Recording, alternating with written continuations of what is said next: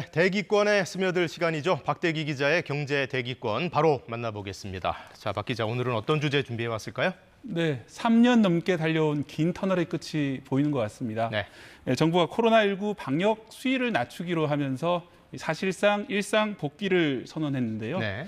하지만 이번 사태의 경제적 충격은 여전히 남아있고 우리가 풀어야 될 과제도 많습니다. 그걸 따져보겠습니다. 일단 우리 경제의 이 구조 자체가 많이 바뀌게 됐죠? 네, 그렇습니다. 이 경제적 변화에 대해서 키워드를 뽑아봤는데요.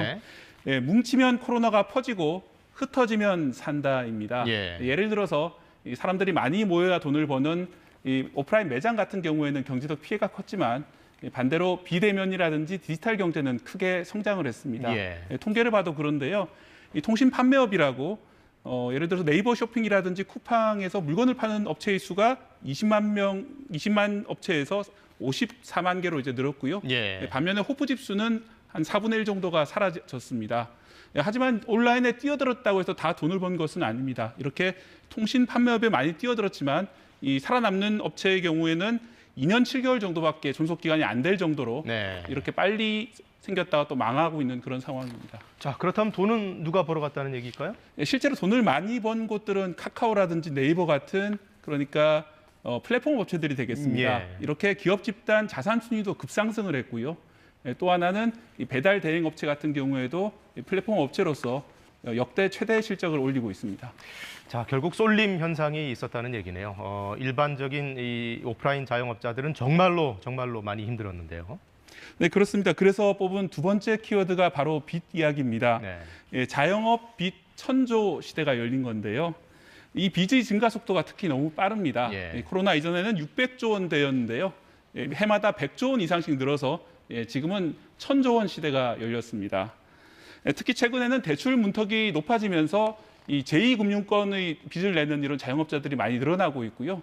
또 올해 9월부터는 이 원리금 상환이 유예되다 갚아야 될 시기가 도래하기 때문에 앞으로 우리 경제의 불안 요소가 되지 않을까 우려하시는 분들이 많습니다. 이 자영업자들이 안정을 좀 찾으려면 소비자들이 아무래도 지갑을 더 열어야 될 텐데 그것도 쉽지가 않은 환경이죠. 네, 무엇보다 물가가 문제입니다.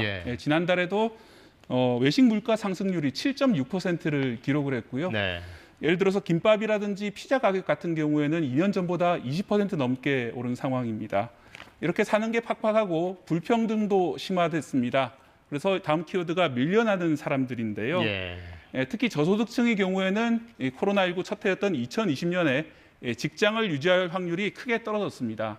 반면에 고소득층은 큰 변화가 없었는데요. 이처럼 이 격차가 많이 벌어지고 있기 때문에 정부도 이제 큰 돈을 풀어가지고 이 격차 줄이기에 나섰습니다만은 자산 격차는 줄이지 못했습니다. 이 자산 격차를 나타내는 자산 진위 계수가 이 코로나를 거치면서 더 늘어났습니다. 저금리로 돈이 풀리면서 이 부동산과 주가가 올랐기 때문에 이 부자들이 더 부자가 됐던 겁니다. 이 국가별로도 부익부 빈익빈이 더 심화된 것 같고 또 더불어 이 서로 배척하고 빗장을 걸어 잠그는 기류도 새로 생긴 것 같아요. 네, 그렇습니다. 최근 텍사스에서 이 인종차별주의자가 총기를 난사해서 한국계 일가족이 참변을 당하는 그런 소식 전해드렸었는데요.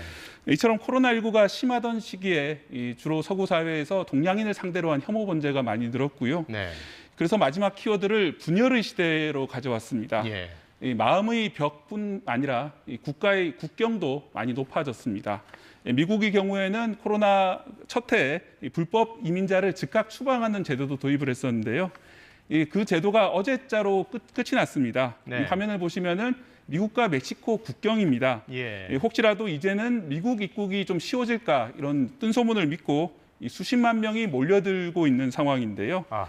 그만큼 미국이 그동안 국경을 굳게 닫았다는 그런 이야기입니다. 이렇게 이민이 어려워지게 되면은 임금이 올라가고 그리고 인플레이션과 제조업 약화의 원인이 되기도 합니다. 자, 이 감염병 대유행 사태, 사실 코로나19가 처음이 아니잖아요. 예전에는 어떤 파장으로 귀결이 됐었나요? 우리 인류 역사를 보면은 1918년도에 비슷한 질병이 있었습니다. 스페인 독감이라고 불리는 병인데 당시에 1000만 명 이상이 사망했을 정도로 아주 심각한 상황이었고요. 당시에도 미국은 이민자들을 향해서 문을 굳게 잠궜고요. 세계 각국이 보호무역주의로 돌아섰습니다.